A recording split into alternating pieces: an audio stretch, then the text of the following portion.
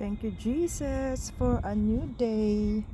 It's December 4, 2024. Ito ang salita ng ating Panginoong Hesus.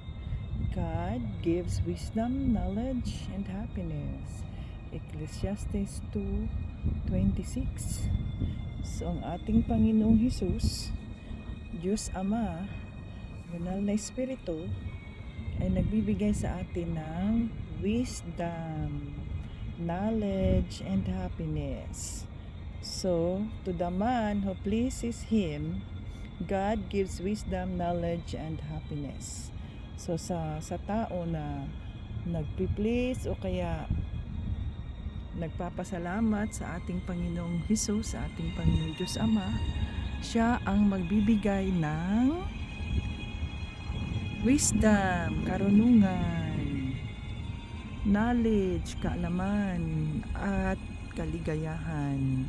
Ayan. So, ang lahat, ang Panginoong Diyos Ama, sa pangalan ni Jesucristo, sila o siya lahat ang magbibigay, mga ka-Team Jesus, hindi ang tao.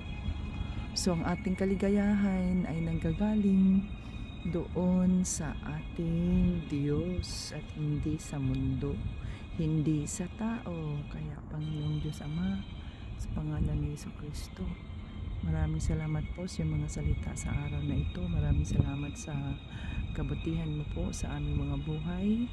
Hallelujah. We praise you, we adore you. Lead us and guide us in every step of the way, and give us your wisdom and your understanding and the happiness, the joy na nanggagaling sa inyo, Panginoong Jesus. Hallelujah. Thank you, Father. In Jesus' name, Amen. God bless everyone. And Jesus loves us. Ayan ang ating roses. Bye-bye.